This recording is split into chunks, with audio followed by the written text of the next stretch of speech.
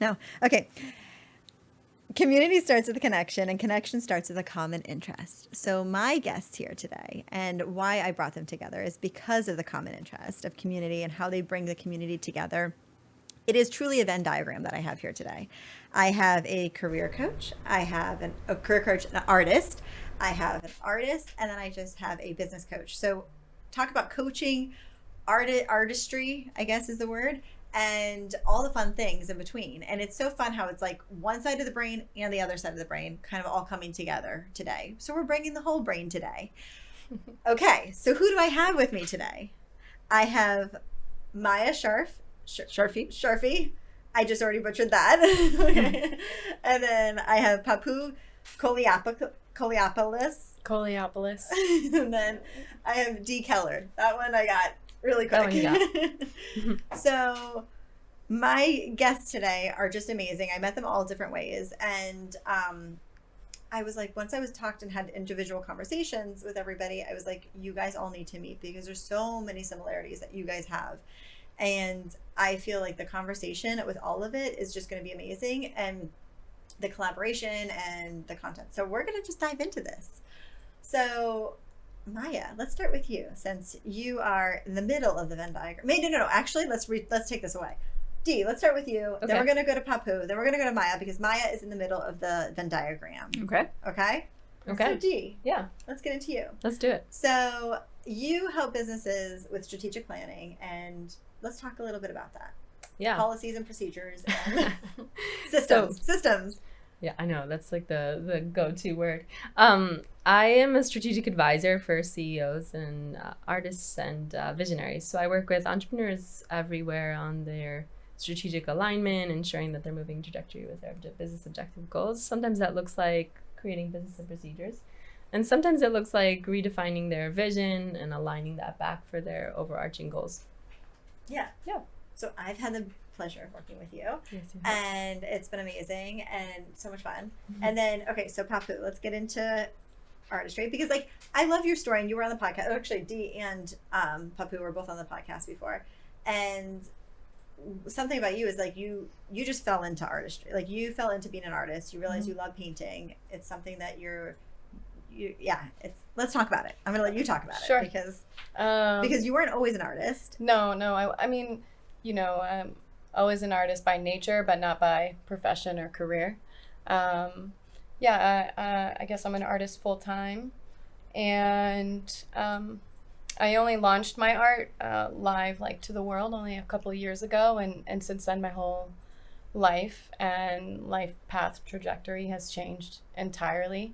I've had some really cool opportunities in the process. I had a solo show in New York City last year and in Houston, Texas, and I was also in a residency. And this year I'm currently preparing for my first international show in Sydney, Australia. And it's going to be like my first break into the international market. So it's something I'm preparing for right now, along with some other cool clothing collabs that I'm working on with some big name designers, which those pieces are still in the works. But once those pieces are finished, I can't wait to kind of show it to the world. Yeah, it's really amazing. And one thing I will say about when I met you, you had your company Milk, mm-hmm. and then you also had your artwork. Mm-hmm. You were doing both at the same time. Yeah, and then as time went on, your artwork really just took off, and you're like, I need to put more effort and time into this. I can't do both at the same time. And you closed Milk, mm-hmm. right? Yeah. And then it's interesting now, it's kind of coming full circle back to clothing. Yeah, which I'm really happy about, because I love fashion and I love design and I love the details of it, and it matters a lot to me, what I wear and what I have on my body. So to be able to incorporate my art into design and sort of have my hands in both hats, let's say, I feel really excited about that, and just the opportunity to collaborate with other people that are aligned to, similar, even on an energetic level. I know that sort of every door I'm walking in is because of that alignment. It's not because of anything forced or me reaching out necessarily and being like, do you want to do this? It's sort of like the opportunities have unfolded themselves. And that's sort of my motto this year is whatever comes naturally is where I want to be. And this has been the most natural process, and it's completely aligned to, you know, like you said, me having a start in my career with fashion. And I'm just really proud of that. I feel there's like a thread of love between myself and whoever else I'm in exchange with on that level, and it feels really good. Maya, I see you like agreeing a lot with these Yeah, things. well, So. I liked the idea that it was a thread because of fashion. So I just Oh, thought yeah, that I was didn't cute. even think So yeah, That's awesome. yeah. Yeah, no, it's really fun. And I love how, okay, so let's get to you, Maya, and then we can really all jump in on the whole conversation. Sure. Because, Maya, I love how you are truly using both sides of the brain with your art and with your coaching.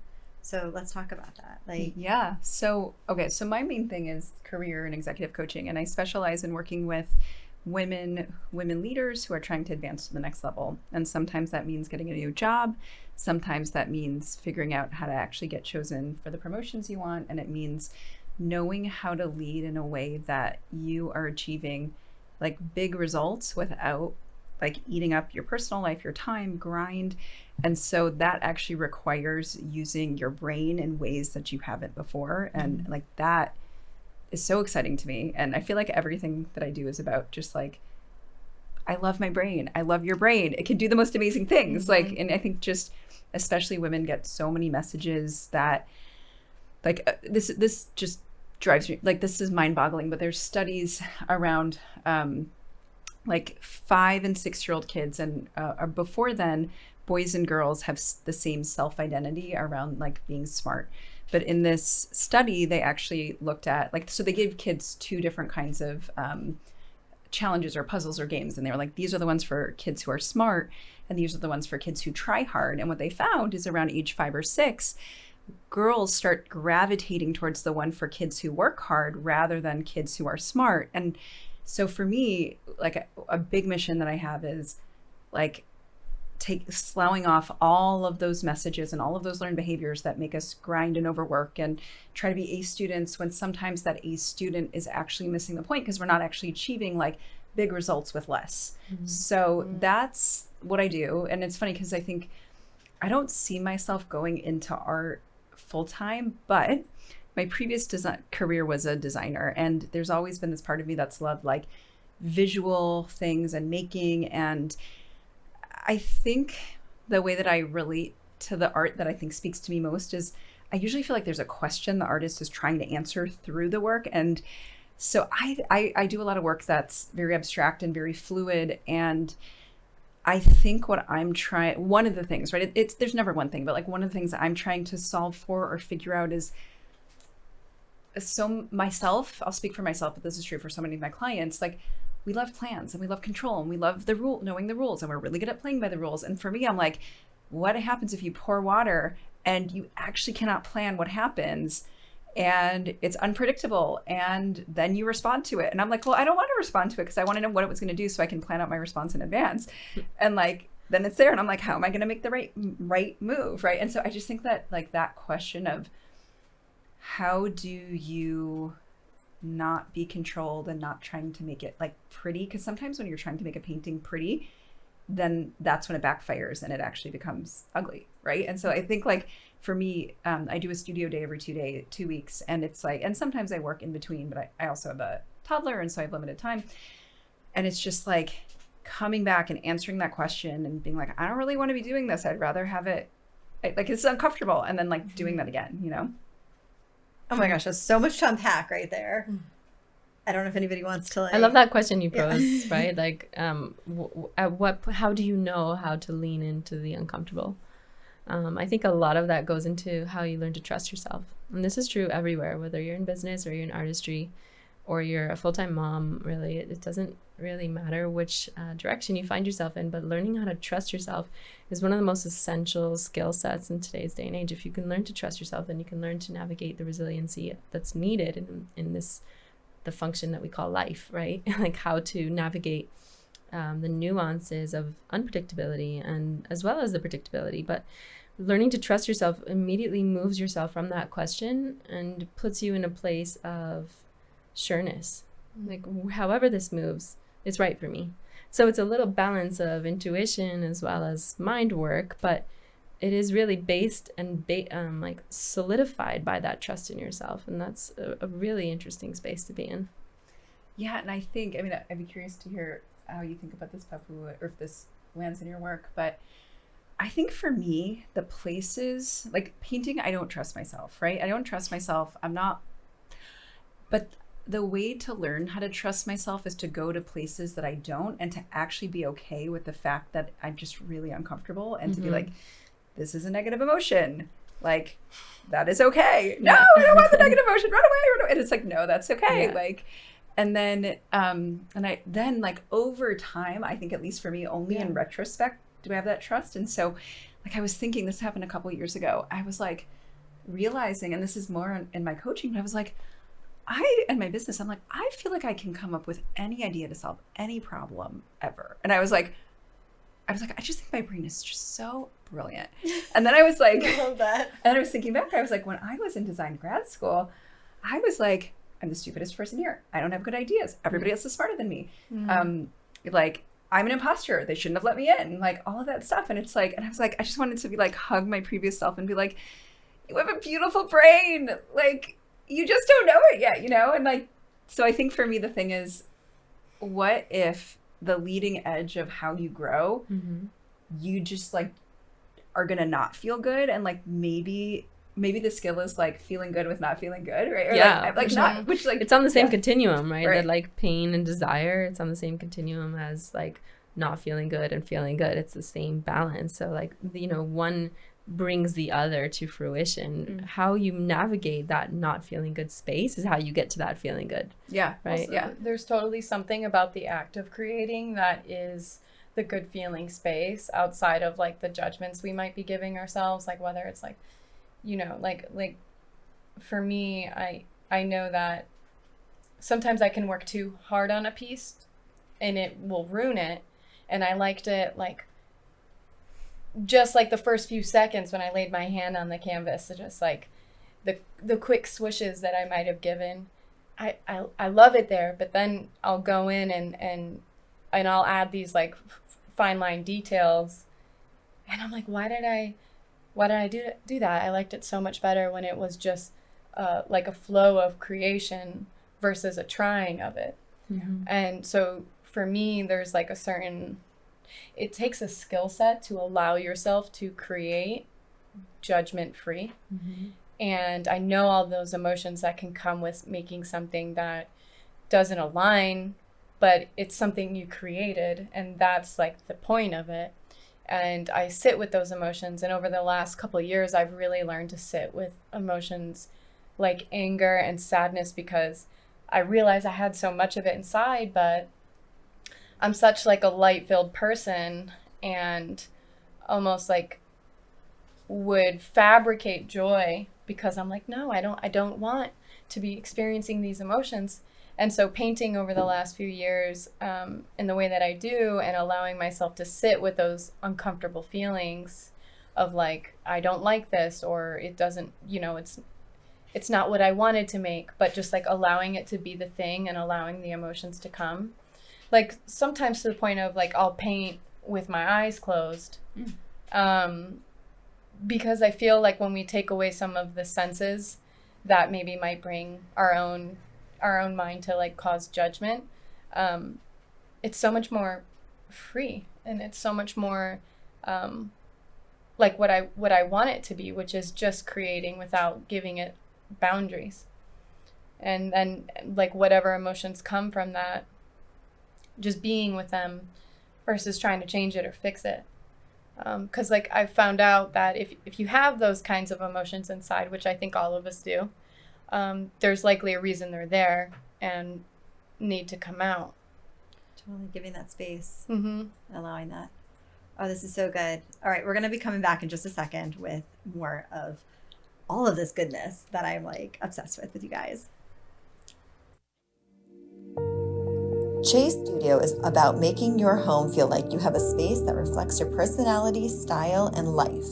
Whether it's a renovation, new build, or room refresh, Chase Studio offers 2D and 3D design packages to bring your vision to life. Our 2D packages are perfect for those who want a quick, stylish update, while our 3D packages take it to the next level, giving you a full walkthrough of the space before it's built. With our interactive 3D walkthrough, you can experience your space in real time, ensuring the layout and design are just right before you commit. Plus, if you're tackling a renovation or a new build, Chase Studios' full-service design ensures your home is functional, beautiful, and truly you every step of the way. Let's make your dream space a reality. Visit Chase Studio at chasestudiodesign.com to learn more. Every great business needs a board. As a women business owner, you deserve one too. Welcome to the Boardroom, where women entrepreneurs find the support, focus, and community they need to grow their business. The Boardroom is a sounding board for ideas, challenges, and success to build connections, gain insight, and stay focused on creating your best business yet. Call 954-428-4707 today for more information on the Boardroom. Empower your business because success starts here. Feeling the pain after a car accident, work injury, or just challenges of everyday life? At MedAmerica in Deerfield Beach, we're here to help you feel better and get back to doing what you love. Our certified outpatient rehabilitation facility offers expert chiropractic care and physical therapy, all tailored to you. With one-on-one attention from our experienced team, we focus on relieving your pain and helping you heal.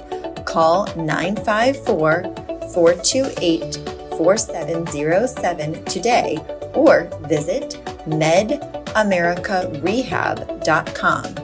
MedAmerica, where better starts here. You've been listening to the Connector Podcast, where we talk about how being open to the right conversations can open up so many opportunities to build your business. Call to the show at 888-994-4995, Studio A. As we come back and they do the countdown, I always want to be like, blast off! It's right here. We're like, it's so much fun. It's a party. And I feel like I get the best job in the world is like seeing and hearing you guys have these conversations where it's just like so fun to like get amazing people in the room together and just hear what happens and like what can come about it and how you guys get to pick each other's brain and like, and then also collaborate on stuff. So it's just really fun. And okay, so we're going to come back to this whole conversation of just, I was like, I don't even know where we are because we took a commercial break and then I got into like more conversation. I'm like listening to you guys talk about having like guides or not guides, coaches on your artwork, artistry. I don't want to butcher it. I can't lie. I'm like artistry, artistry, art practice. There we go. Art practice. Yeah. There we go. So, but I love how you guys are asking each other questions, and I think it's so beautiful. And then I love how like Dee and you, Maya, are both coaches, and it's like fun that you guys can like connect on that level too. Yeah, we're like thoughts, feelings. Yeah. Oh yeah. It's so interesting because I mean like I've been a business coach for a couple of years now. Papou and I met about 4 years ago now, and Dee's my partner, everyone. we're also partners. And we work together on a professional level. Yes, we do all the things. And so what's really interesting is that meeting you and working in that process with you expanded so much of the artistic flow. Mm-hmm. And so now it became much more of like the heart of an artist, the mind of a scientist, and then the soul of an alchemist, right? Like really being able to transmute them all together. And it taught me personally as well how to engage with that flow, not just to predict it, not just to align with it, not just to resonate even with it, but really to flow in it, to let go, to really exist in the presence and watch that allowing process come back. And art is such a beautiful manifestation of that, because I remember one of the earliest conversations we had when you had first launched your art practice was your artistry was you were like, what if no one likes it? Yeah, that was sort of like the defining moment, I guess, for me, was that question I had for myself. I just said it out loud. It was just the two of us, and I was like, not everyone's gonna like my art. And she was like, no. And I was like, all right, let's do it. You know, it was just sort of like the moment that allowed me to be free, because again, you know, like when you're creating something or you're doing something and you have your own boundaries around it, like I can only do this if this is if it's allowed, or if someone else likes it. And it's just, you got to kind of peel all of that back, because really what people want is just like what you have to offer. And I purposefully will not like look at things that inspire me when I'm getting ready to create. Like, for example, I purposefully won't be on Instagram maybe looking at other artists' artwork, because I love to learn other people's processes and other artists, like way that they create. I think it's good to like learn all different mediums and techniques, right? But I really have to, I literally envision like almost like a volume being turned all the way down, so that when I'm creating, I can just create from whatever's inside versus what someone might like, what I've previously created. Like recently I had like 20 artworks in my studio, and I'm clearing them all out, because I feel new is coming, and I don't want to keep building off of what was, even if the people love it, even if it's iconic to me or like my style, you know, like I'm just like continuously wanting to move forward. And I think part of doing that is having like a full acceptance of people might not like this.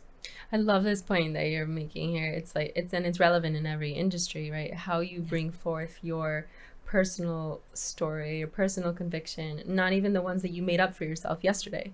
Right? Not like an artist who does this figure or an artist who makes this kind of work. It's like every day you're something new, based on who you decide to be there and what's true to you.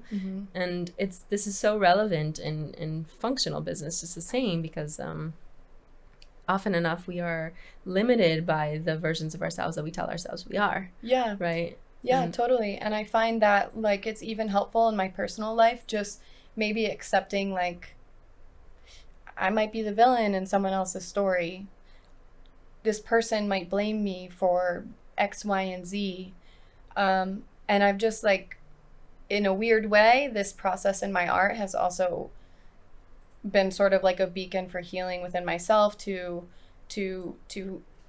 forgive myself, to move forward in things, to allow myself to stand true even in like boundaries, you know, like if I'm like, I want to say no to this thing, for example, but this person might be upset with me. It's more important for me it's now become more important for me to be true to myself, and to honor myself, than to maybe water it down and come to a point of like doing it just because so-and-so might, you know, wants me to, or something like that. Like being an artist, like when I say it changed the trajectory of my life, I also mean as a person and how I respond to things emotionally, or how I hear myself. It's like that thread, it all intertwines.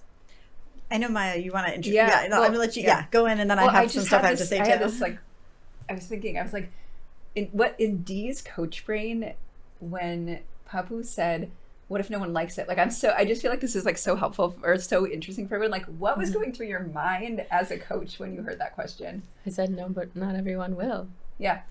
The truth that what was going through my mind is that a big part of my practice and a big part of my mission in life is to follow your truth. Yeah. The truth cannot be negotiated with. It cannot be wavered.